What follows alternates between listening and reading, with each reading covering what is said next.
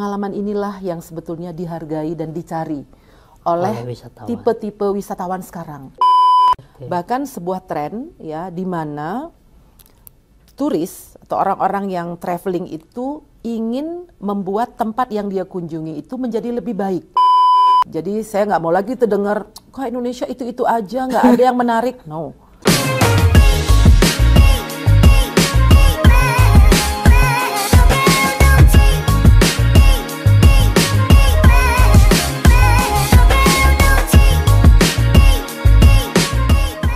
Halo rekan-rekan semuanya, kembali bertemu dengan saya Sunardi Panjaitan dalam program JPP Talk by Jaringan Pimpret Promedia. Hari ini kita bersama tamu yang sangat spesial, seorang woman inspiration woman di Kementerian Pariwisata dan Ekonomi Kreatif. Dan hari ini sudah hadir di samping saya Ibu Nimade Ayu Martini, Deputi Bidang Pemasaran Kementerian Pariwisata dan Ekonomi Kreatif. Selamat pagi, Bu Made. Saya panggilnya Bu Made ya, Bu? Boleh. Baik. Saya panggilnya Mas Sunardi atau Mas Panjaitan? Mas Sunardi. Mas Sunardi. Tapi kalau mau panggil live Panjaitan juga boleh. Oh gitu ya. Okay. Jadi Ibu Made ini, kenapa saya bilang sebagai inspiration woman bagi banyak perempuan di Indonesia? Kalau kita lihat dari profilingnya sangat luar biasa.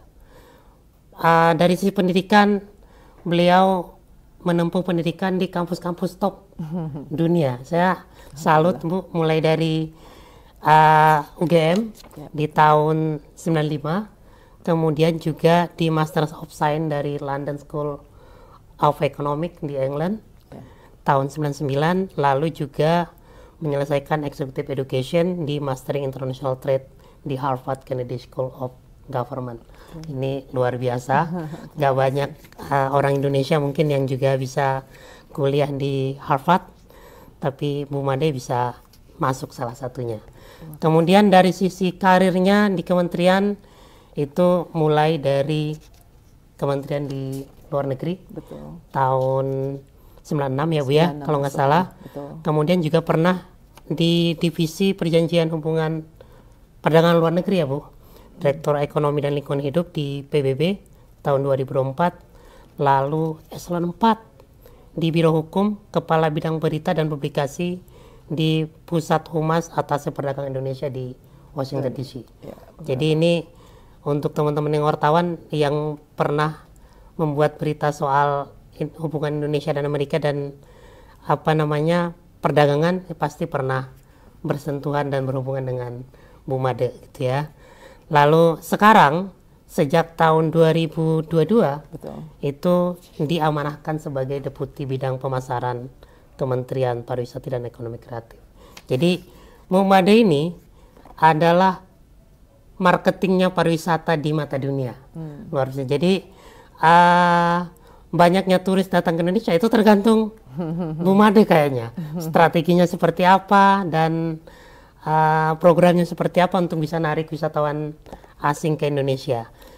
Dan Bu Made, saya langsung tanya-tanya aja ya Bu. Ya, silakan. Ini kan baru-baru ini pariwisata Indonesia itu baru diposisikan di peringkat ke-22 dunia di Travel Tourism Development Index di World Economic Forum. Bahkan posisi Indonesia sekarang itu sudah mengalahkan negara-negara ASEAN lainnya. Betul. Malaysia, Vietnam, Thailand. Mungkin dulu kita sempat cemburu ke Thailand gitu karena banyak turisme lebih datang ke Thailand. Sekarang mungkin lebih banyak ke Indonesia. Nah, sebagai orang di Kementerian Pariwisata, Bu, sebagai seorang Deputi Pemasaran di Kementerian, bagaimana Bu Made melihat prestasi pariwisata Indonesia ini, Bu? Ya. Terima kasih banyak Mas Sunardi atas kehadirannya di kantor kami. Jadi betul sekali, tadi Indonesia itu tahun ini mendapatkan gelar gitu ya, ranking ke-22 terbaik di dunia. Luar biasa. Dari 119 negara yang disurvei dan dinilai oleh World Economic Forum. Jadi ini prestasi yang luar biasa dan kita semua perlu bangga dan tidak hanya dari Kementerian Pariwisata dan Ekonomi Kreatif. Ini adalah kinerja capaian dari seluruh Indonesia gitu ya, karena kan pariwisata itu adalah sebuah ekosistem gitu.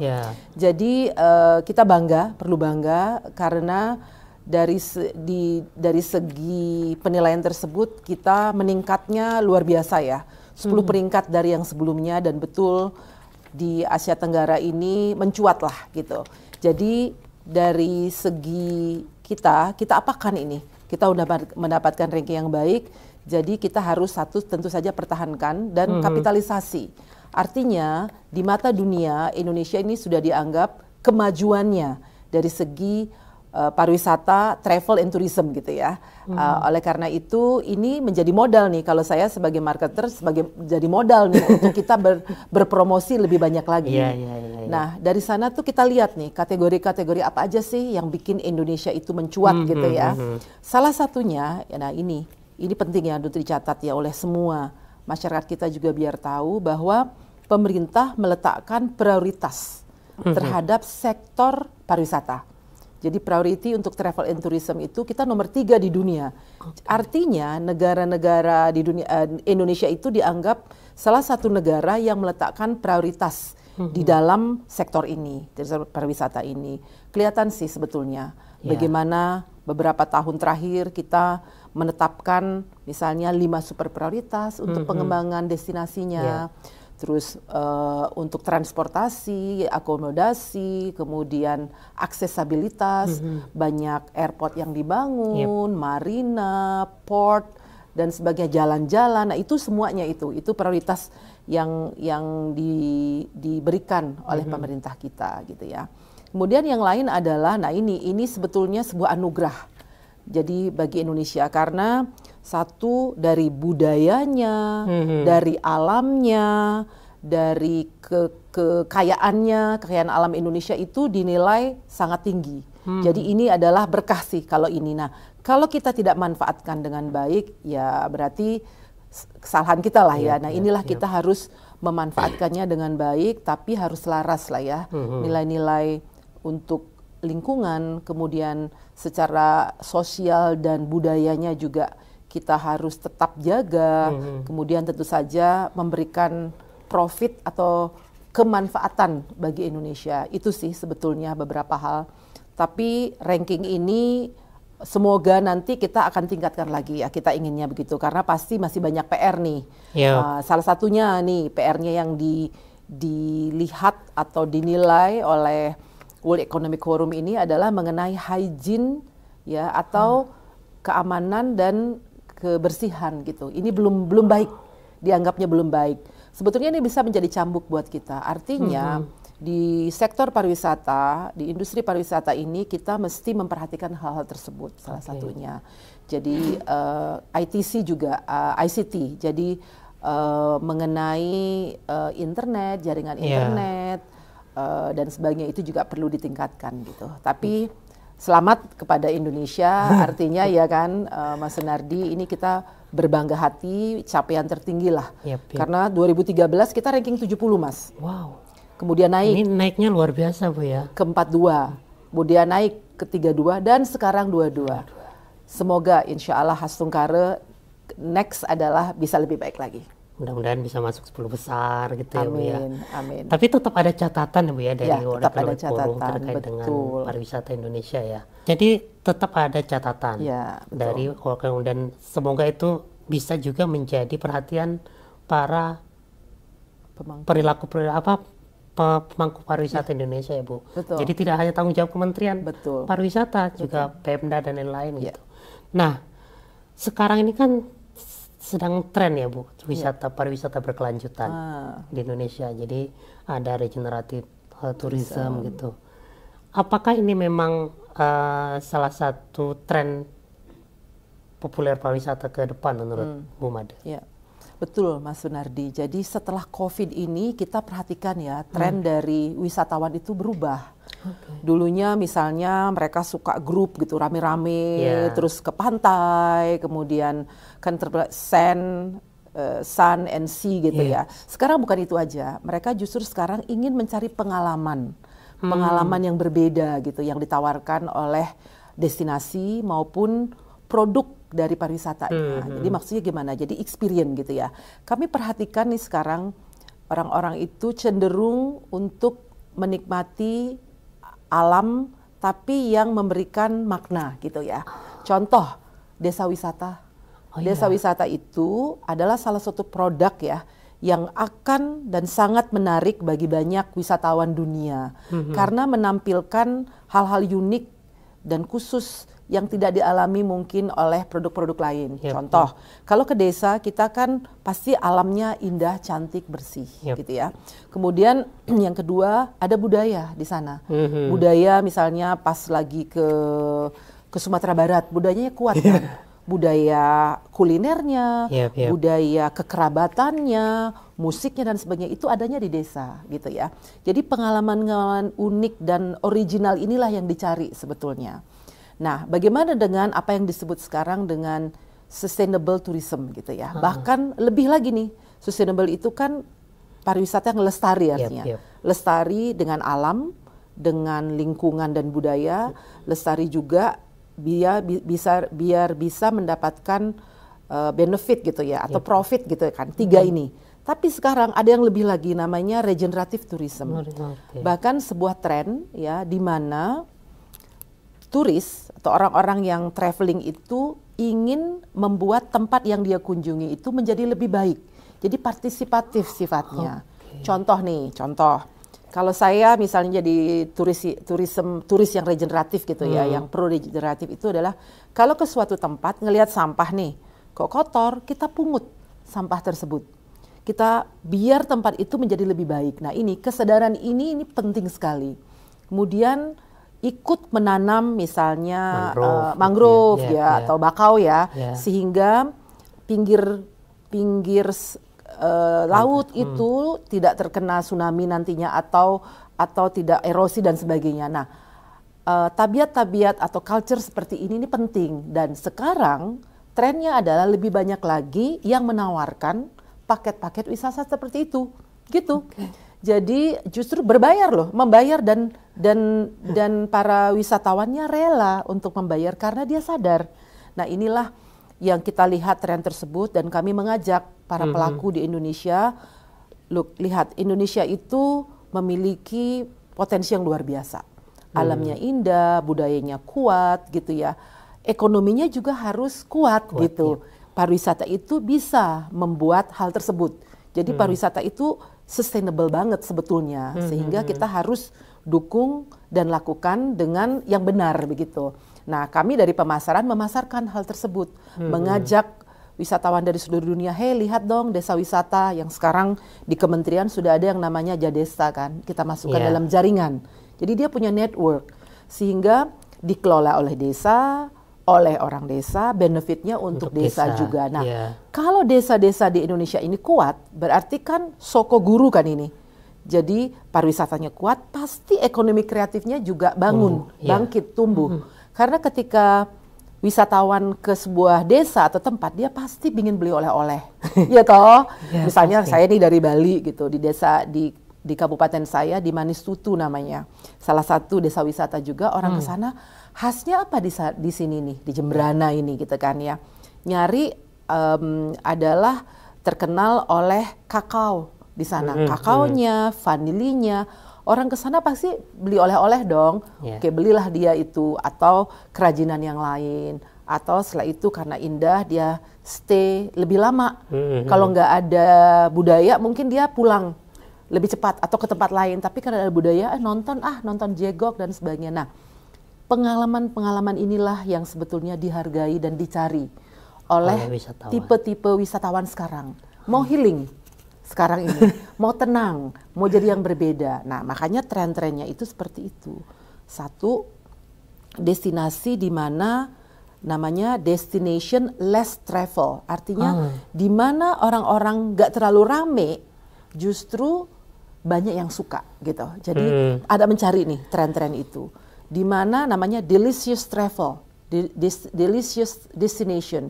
Di mana makanan-makanan, kuliner-kuliner yang enak itu orang berkunjung. Apalagi orang Indonesia nih, senang banget kuliner katanya kan.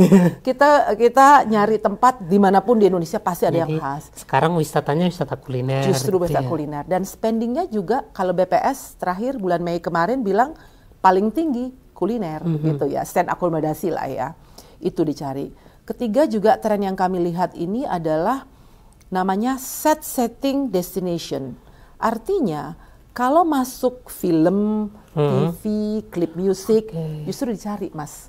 Jadi banyak sekali negara-negara yang sekarang berlomba-lomba untuk menjadikan tempat mereka, negara mereka sebagai destinasi untuk syuting nih. Syuting film. Kalau udah masuk film terkenal, banyak.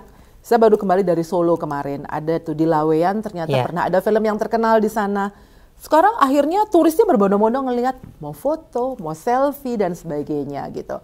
Jadi kita ingin mendorong juga. Ini yang terjadi. Seperti kayak Bangka Belitung dengan Laskar Pelangi. Itu salah satu contoh terbaik mungkin di Indonesia, di mana Belitung yang mungkin dulunya sudah terkenal, tapi semakin terkenal dan semakin diapresiasi, orang datang berbondong-bondong untuk di sekolahnya ambil foto, kemudian kulinernya. Jadi akhirnya kontribusi pariwisata itu meningkat gitu dengan adanya kunjungan dari setting tersebut.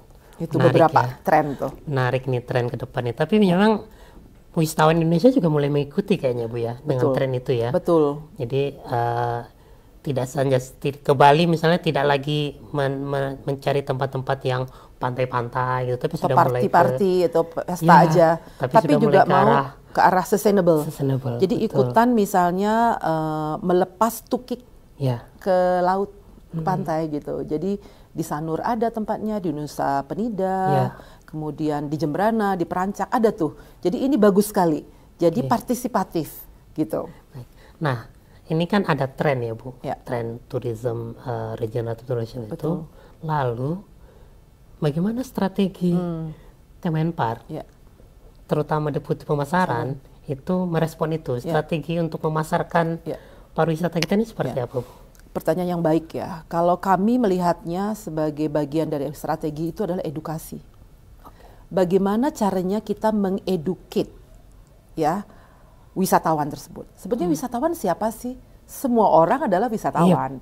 Masyarakat Indonesia, masyarakat dunia itu wisatawan sebetulnya. Pasti mereka traveling tuh.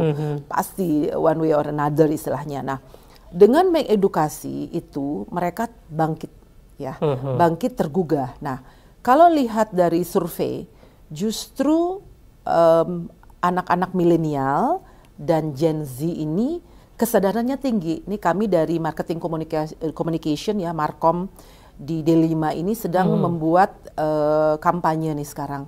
Kita ingin mengadakan sebuah kampanye, segera kita ingin luncurkan, tapi sebelum diluncurkan kan kita harus survei dulu nih, ya kan? Harus dikaji, disurvei bener nggak, seperti apa, nanti takut gagal nanti, tidak sesuai. Nah, oleh karena itu kita adakan, jadi kita udah punya tagline-nya, kita survei, ternyata kita survei itu ada dua tuh, ada pelaku yang kita survei, sudah siap belum untuk melakukan pariwisata atau produk-produk yang regeneratif gitu ya.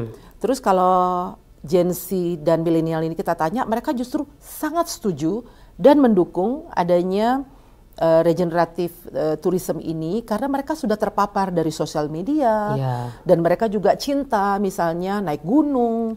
Kalau lihat gunungnya bersih, mereka senang dong gitu. Kalau mereka diajak untuk mungut sampah, makanya sekarang ada kan anak-anak muda Pandawara, kemudian Sungai Watch gitu dan beberapa yang lain lagi, ini adalah contoh ya, yang justru anak muda yang mendorong itu. Nah, artinya apa? Tren ini bukan hanya tren ya, tapi udah menjadi bagian dari hidup. Nah, jadi oleh karena itu kami ingin pariwisata itu menyumbang positif terhadap kebersihan lingkungan, terhadap pemeliharaan budaya, terhadap pemajuan ekonomi.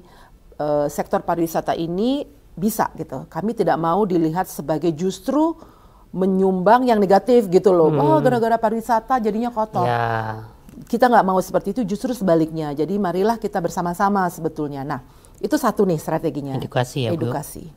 Oleh karena itu kami juga mengeluarkan himbauan, anjuran, kemudian ada promosi elektronik di dalam sosial media kita.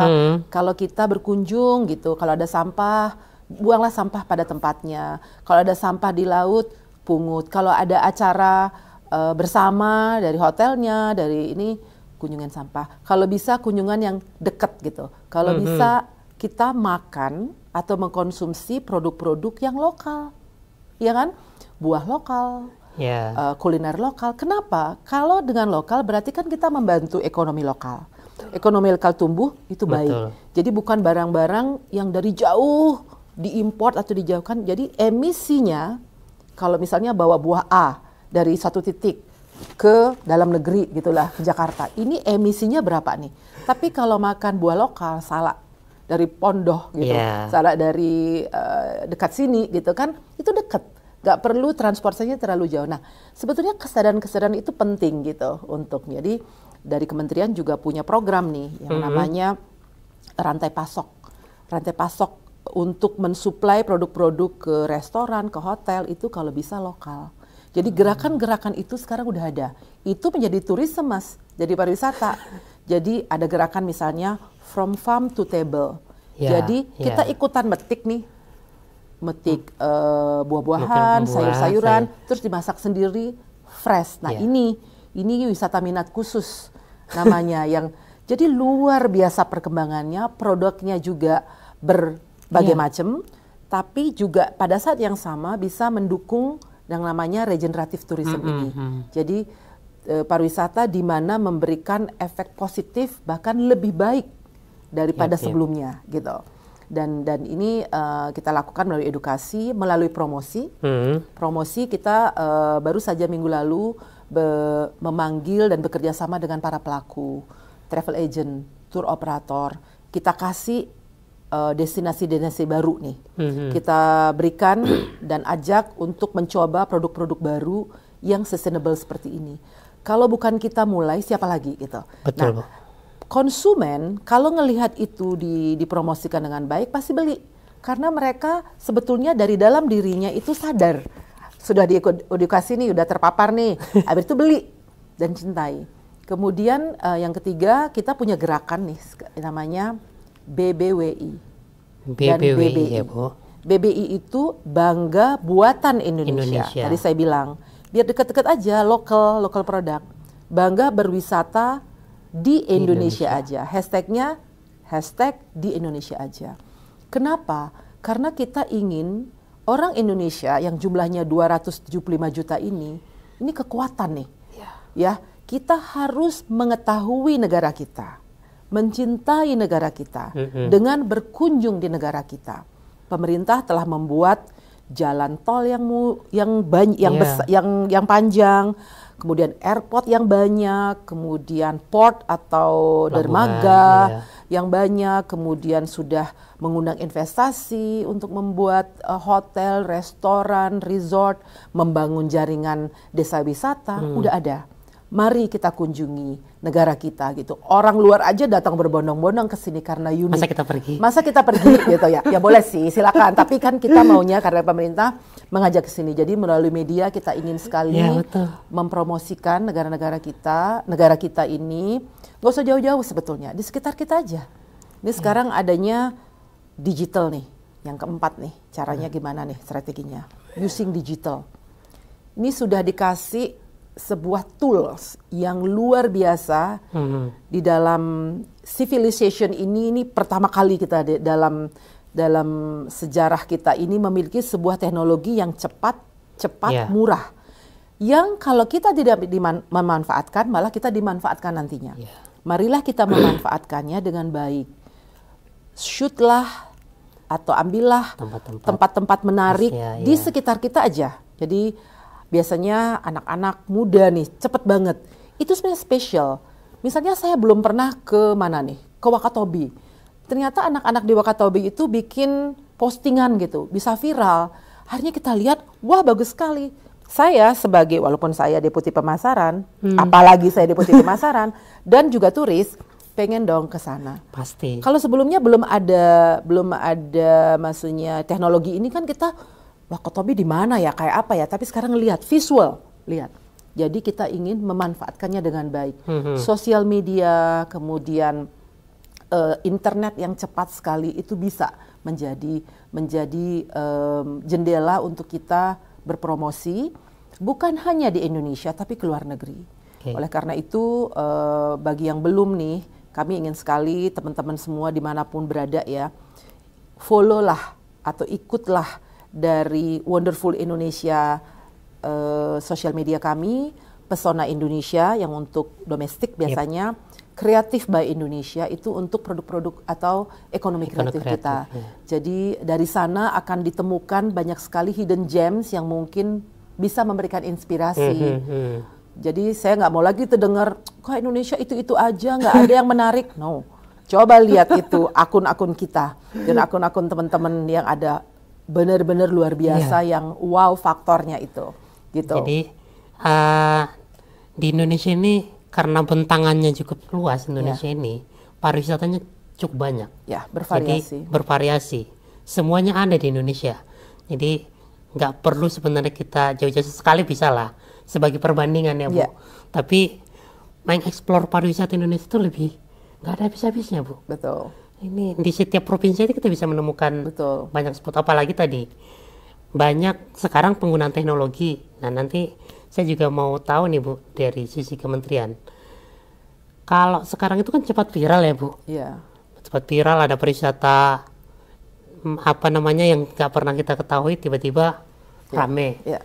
Tapi itu ramenya hanya sekejap misalnya Bu. Betul. Habis itu trennya menurun. Nah kira-kira Bu, kalau dari sektor pemasaran itu penggunaan teknologi dalam di kementerian ini, terutama deputi, seperti apa Bu? Untuk mendukung pemasaran? Penggunaan teknologi itu adalah tools yang sangat efektif ya untuk kita melakukan pemasaran, karena melalui tools tersebut kita bisa memasarkan bukan hanya di Indonesia tapi di luar negeri. Seperti saya bilang tadi. Jadi kita bisa misalnya mau target pasar dari India, kita bisa pakai dengan teknologi itu ya. Apalagi sekarang sosial media itu terjemahannya ada. Dulu mungkin kita takut, aduh nggak bisa bahasa ini. Sekarang translation dengan bahasa lokal itu luar biasa. Walaupun misalnya kita pakai bahasa Indonesia, di sana bisa gitu langsung. Itu luar biasa. Kemudian juga kalau ke negara-negara lain, jadi bisa targeted jadinya itu. Kemudian tentu saja kita harus mengeducate dan memberikan skill ya itu ya. Karena gini, kan semua di daerah ini berlomba-lomba dan sangat senang nih. Kami senang sekali bahwa daerah pun semangat gitu ya untuk mengembangkan pariwisatanya ini. Tapi apakah sudah ada kemampuan gitu misalnya untuk memegang sosial media? Jadi kami ada program untuk melakukan training gitu dengan kepala-kepala dinas pariwisata sehingga dia bisa mengajak jaringan Pokdarwisnya gitu ya kan. Bagaimana nih melatih mereka sehingga bisa lah menggunakan teknologi ini dengan tepat guna gitu. Pasti mereka bisa, semuanya pasti bisa, tapi yang tepat guna. Angle-nya seperti apa, jam berapa harus ngambil sawah gitu misalnya, golden hour-nya kapan, seperti apa, kameranya seperti apa gitu. Jadi itu tuh kita harus manfaatkan dengan benar itu seperti itu. Jadi kita kerjasama. Tanpa kolaborasi nggak bisa. Makanya tadi Mas Sunardi bilang, ini viral habis itu hilang. Kan pernah ada beberapa tempat yang indah, ada air terjun indah habis itu enggak. Nah ini pengelolaan dan pengelola dari tempat wisata itu juga penting kita ajak. Jadi di kementerian kan ada deputi yang menghandle gitu ya mengenai destinasi. Nah ini juga kebersihannya, keamanannya, kenyamanannya. Kita kan punya CHSE itu ya. Jadi setiap itu juga harus dipakai dan digunakan gitu ya untuk menjamin sertifikasi bahwa ini aman gitu. Itu penting sekali. Pengawasan lalu lintas. Emang kita yang mengurus lalu lintas kan enggak. Kita harus kerjasama dengan kepolisian, dengan Dishub dan sebagainya. Itu penting gitu. Jadi di kementerian ini kita punya 3 slogan lah ya, yang menjiwai untuk kita ini semua, yang namanya 3C. Ya, C yang pertama itu adaptasi, bagaimana kita beradaptasi dengan lingkungan, lingkungan yang baru, masa, tren, segala macam. Kedua, inovasi, kita harus berinovasi untuk menghasilkan produk-produk baru, destinasi yang baru dan sebagainya gitu, yang mengembangkan yang sudah ada dengan inovasi, kalau enggak ditinggal nanti itu misalnya. Ketiga, dengan inovasi, dengan beradaptasi, tapi kalau tidak ada kolaborasi nggak mungkin. Jadi seluruh stakeholders atau pemangku kepentingan itu harus bekerja sama, karena sektor pariwisata ini adalah sektor yang ekosistem gitu, 360 derajat kita harus melakukan kolaborasi. Tidak hanya tanggung jawab Kementerian Pariwisata, betul. Terutama Pemda-Pemda juga harus ikut ini juga ya Bu ya. Yang harus lebih aktif lagi, mereka semangat lagi. Aktif. Justru mereka garda terdepan kayaknya Bu. Karena mereka yang punya tempat wisata. Betul. Oke, baik. Ini menarik teman-teman, obrolan kita terkait dengan pariwisata, karena soal regeneratif tourism ini karena nggak banyak juga orang tahu Bu. Jadi mungkin sebelum saya tutup, saya mau minta closing statement dulu. Mungkin ada pesan-pesan buat teman-teman di luar sana yang baik itu pelaku pariwisata ataupun orang juga yang ingin berwisata, dari Bu Made sebagai Deputi Pemasaran. Saya akan berangkatnya dari satu, mari kita mengunjungi tempat-tempat wisata atau destinasi wisata di Indonesia, karena Indonesia itu indah, luas, bervariasi. Kalau bukan kita, siapa lagi? Kita ajak semua agar berpartisipasi di dalam gerakan untuk BBWI ya, bangga berwisata di Indonesia.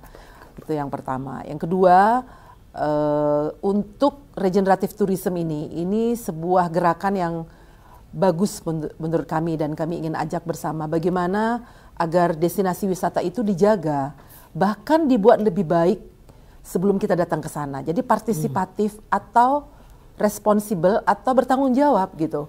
Seperti yang paling mudah misalnya sampah.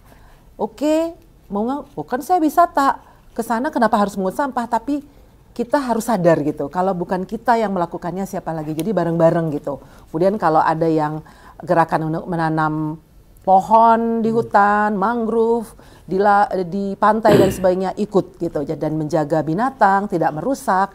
Itu semua adalah kualitas-kualitas dari regeneratif tourism di Indonesia, dan kita memerlukan itu.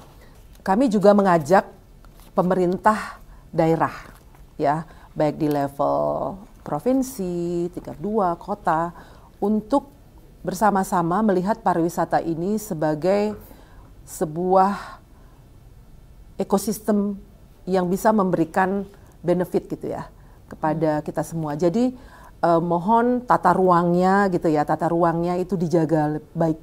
Karena yang namanya sustainable tourism itu, atau tourism atau wisata yang berkesinambungan itu harus memperhatikan itu. Jadi bagaimana kita menjaga lokasi, destinasi wisata dengan baik, dari sampah, kemudian dari tata ruang, peruntukannya itu juga penting. Kita lihat saat ini banyak yang tidak sesuai, kemudian menjaga budaya yang ada di sana, kemudian juga tentu saja pasti kalau kita sudah jaga itu dan bisa berlanjut dan turis pasti datang ke sana.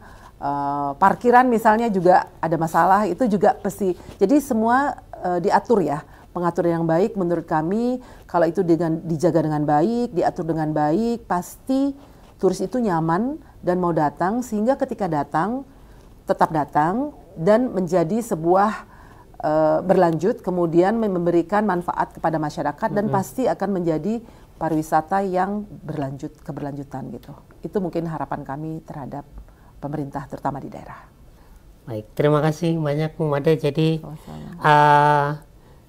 kita yang punya kewajiban untuk menjaga spot-spot wisata kita untuk tetap bersih, dan harapan kita juga ke depan kerelawanan di sektor pariwisata ini meningkat. Jadi tadi sudah disampaikan sama-sama kalau biasa naik gunung jangan buang tisu sembarangan, karena itu atau plastik ya. Gitu ya. Kalau di pantai jangan buang sampah sembarangan juga, karena itu akan membuat orang juga akan nggak mau datang lagi kalau tempat pariwisatanya kotor gitu ya. Jadi satu masukan buat kita semua, terutama para pelaku wisata, karena tadi Bu Made sampaikan semua orang adalah wisatawan dan semua orang akan pergi berwisata. Dan mari kita sama-sama jaga wisata kita dan kita bangga terhadap pariwisata Indonesia. Terima kasih, sampai jumpa di podcast berikutnya. Salam bersama dengan saya Sunardi Panjaitan.